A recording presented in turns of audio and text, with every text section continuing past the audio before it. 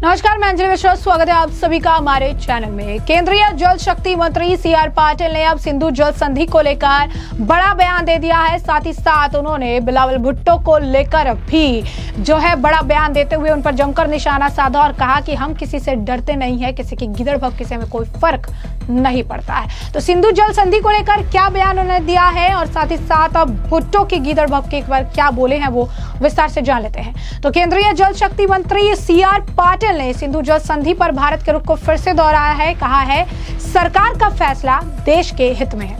उन्होंने पाकिस्तान के पूर्व विदेश मंत्री बिलावल भुट्टो की बातों को खाली धमकी बताया। पाटिल ने कहा कि भारत इस संधि पर अपने फैसले से पीछे नहीं हटेगा। भारत ने आतंकवाद को समर्थन देने के कारण पाकिस्तान के साथ हुई संधि को रोक दिया था।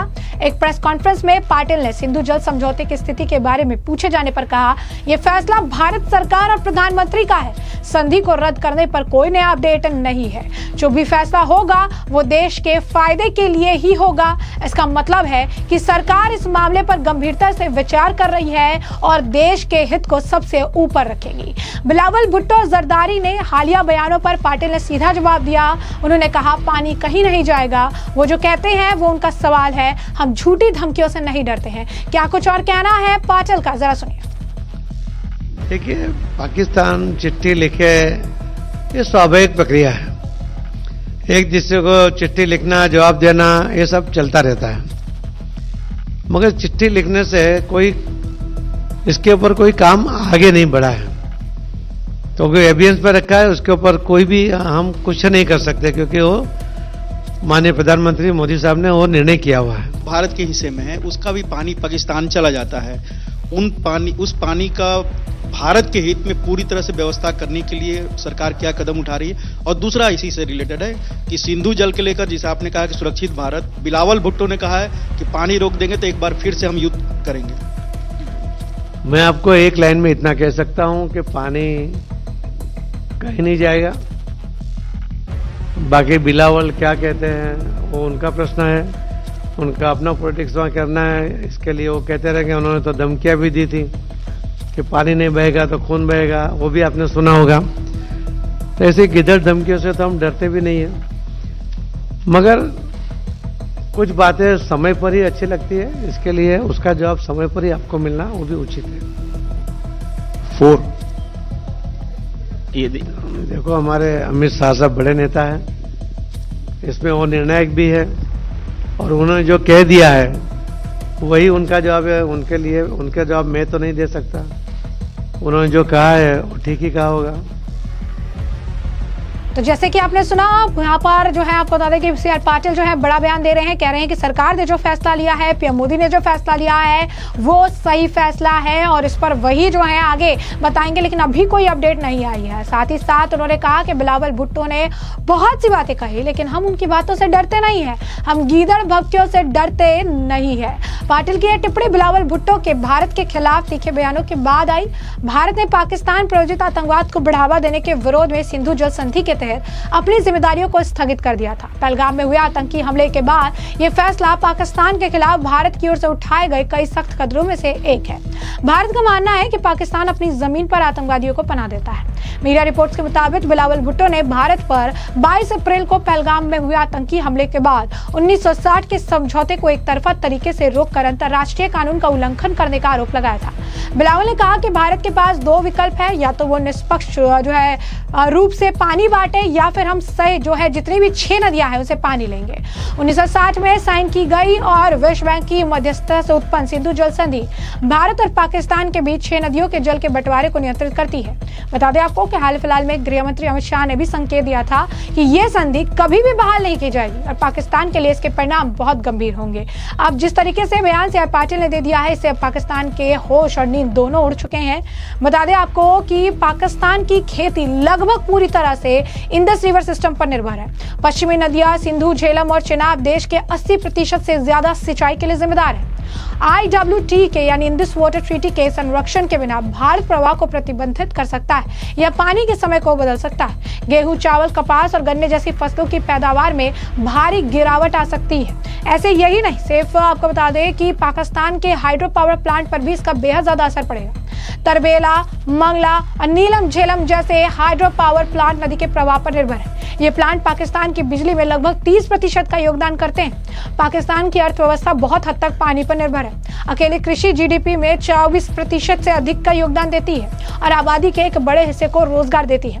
ऐसे में इस पानी को लेकर इनकी बौखलाहट साफ तौर पर ये बता रही है कि आखिर ये क्यों आज परेशान है, क्यों आज ये हताश है और क्यों इन्हें इतनी ज्यादा दिक्कत हो रही है। लेकिन जैसा कि CR पाटिल ने बताया कि अब बिल्कुल भी पाकिस्तान को जो है ये पानी नहीं मिलने वाला है। सरकार ने जो फैसला लिया है वो देशहित में है, जनहित में है और साथ ही साथ उन्होंने भुट्टो के बयान को लेकर भी कह दिया है कि वो ऐसी किसी भी गिदड़ बक्के से नहीं डरते हैं। इस दौरान उन्होंने 11 साल पूरे होने पर मोदी सरकार के कामों को भी गिनवाया। जो भी मोदी सरकार ने इतने लंबे समय में जो काम किए हैं, जो उनके द्वारा आप कह सकते हैं जन जन को सेवा प्रोवाइड की गई है, 11 सालों में जो उपलब्धियां रही हैं मोदी सरकार की, उसके बारे में भी उन्हें विस्तार से बातचीत की। क्या कुछ बताया है उन्होंने इन 11 साल की उपलब्धियों को लेकर भी, जरा एक नजर डालिए। पिछले सालों में कभी नहीं हुआ, उससे भी ज्यादा प्रोग्रेस इस दिनों में हमें दिखता है। हर तरह से जो हमारी आर्थिक व्यवस्था 2014 में 11वें नंबर पर थी और हम 5वें नंबर पे आए हैं और हम 4थे नंबर की तरफ आगे बढ़ रहे हैं। ये कभी हमने कल्पना भी नहीं की थी, उस तरह का एक काम हुआ है। अंतरिक्ष के अंदर भी चंद्रयान को सफलतापूर्वक वहाँ लैंड करवाने में जो हमारे साइंटिस्टों को प्रोत्साहित किया गया और सरकार की ओर से जो मदद की गई, उसकी वजह से ये भी एक बहुत बड़ा काम हुआ है। आप देखेंगे कि सर्वांगीण विकास की अगर बात होगी तो उसके अंदर महिला हो, युवा हो, हर सेक्टर के लोगों को, किसानों, सबको कुछ ना कुछ मिलना चाहिए। ये पहली सरकार है कि जिन्होंने 11 साल में सभी सेक्टर के लोगों को कुछ न कुछ देने की कोशिश की है और सफलतापूर्वक उसको दिया भी है। जो किसान, उनको आज तक उनके लिए स्पेशल कभी कोई योजना नहीं बनी थी। पहली बार जो किसान को हम जगत का ताज कहते हैं, अन्नदाता कहते हैं, मगर वो लाचार था। अगर उसको छोटी भी उसकी आवश्यकता के लिए उसे नायब मामलतदार जैसे अधिकारी के पास भी हाथ फैलाना पड़ता था, अपनी लाचारी देनी पड़ती थी, अपनी अर्जी देनी पड़ती थी। माननीय प्रधानमंत्री मोदी जी ने कहा कि किसान अन्नदाता है, उसका सम्मान होना चाहिए और इसीलिए बिना कोई एप्लीकेशन, बिना कोई लाचारी दिखाए सीधा उसके बैंक अकाउंट में हर साल 3 हफ्ते में 6,000 रुपया उसका जमा होने लगा, जो कभी उसने मांगा नहीं था। और उसकी आवश्यकता को ध्यान में रखकर माननीय प्रधानमंत्री नरेंद्र मोदी साहब ने पहली बार किसानों के लिए सीधी ये योजना बनी है। हमें देखेंगे कि महिलाओं को भी बहुत सी परेशानियां थी। ये गैस का कनेक्शन के लिए भी उन्हें सालों तक वेट करना पड़ता था। आज हम देख रहे हैं कि करीब करीब सभी महिलाओं को गैस का कनेक्शन मिला है और उसके कारण जो धुआं का प्रॉब्लम होता था, और मैं उसके मजबूरियां नहीं गिनाता हूं, मगर एक कनेक्शन की वजह से उनका जीवन सुखद भी हुआ है। आप देख रहे होंगे कि युवाओं को नौकरी के बजाय वो स्टार्टअप शुरू करें और स्टार्टअप के लिए सरकार की ओर से जो आर्थिक मदद हुई, उसके कारण 1 लाख जो स्टार्टअप बंद होने वाले थे, जो आर्थिक सहायता के कारण, उनको भी जीवनदान मिला और आज पूरे दुनिया में 3रे नंबर पर हमारे युवा स्टार्टअप के द्वारा कुछ न कुछ नए प्रयोग करते हैं। वो काम भी उनको मिलता है और वो लोगों को काम भी दे रहे हैं, यानी नौकरी मांगने के बजाय नौकरी देने वाले ये युवा बने हैं। इसकी वजह से उनका आत्मविश्वास भी बढ़ा है और हमारे देश के युवाओं को ऐसा लगता है कि उनमें भी टैलेंट है, उसका उपयोग करने का मौका माननीय प्रधानमंत्री श्री नरेंद्र मोदी साहब ने दिया है। शिक्षा में शिक्षण नीति नहीं बनी, जो पुरानी चल रही थी वो आवश्यकता के अनुसार बदलने की आवश्यकता थी, वो समय से नहीं बदली गई थी। कई लोगों को, विद्यार्थियों को भी और बाकी लोगों को भी लगता था कि आज के युग में, आज के समय में शिक्षा नीति जो चल रही है वो बदलने की आवश्यकता है। तो सभी एक्सपर्ट को साथ में लेकर, सबको साथ में, सबका सजेशन लेते हुए उसके अंदर भी आवश्यक सभी चेंजेस करने के बाद एक नई शिक्षा नीति बहुत सालों के बाद वो भी आपको मिली है। मैं मानता हूं कि इंडस्ट्री का ग्रोथ हुआ, किसानों को ग्रोथ हुआ। उनको जो पहले खत नहीं मिलता था उसके लिए उनको लाइन में रखना पड़ता था। कई राज्यों के अंदर पुलिस गोलीबार तक करती थी, उनको पुलिस का डंडा भी खाना पड़ता था।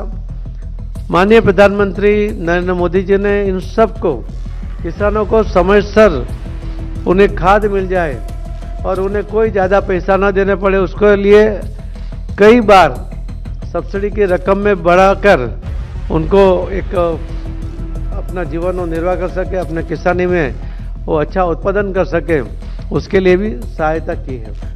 तो ऐसे में हमने आपको जो पूरा मामला है ये बड़ा विस्तार से बताया है कि पूरा मामला क्या है। सी आर पाटिल का आपने बयान भी सुना है कि उनका क्या कुछ कहना है। एक तरफ उन्होंने सिंधु जल संधि पर बड़ा बयान दिया, बिलावल भुट्टो को भी उन्होंने चेतावनी दे दी और कहा कि हम ऐसी गीदड़ भभकियों से नहीं डरते हैं। तो दूसरी तरफ उन्होंने 11 साल में मोदी सरकार के जो भी काम थे उनको भी बताया, उनको भी गिनवाया, बताया कि इतने सालों में मोदी सरकार की क्या कुछ उपलब्धियां रही। और ऐसे में अब इस पूरे मामले पर आपकी जो राय हो कॉमेंट सेक्शन में कॉमेंट करके जरूर से जरूर साझा करिएगा।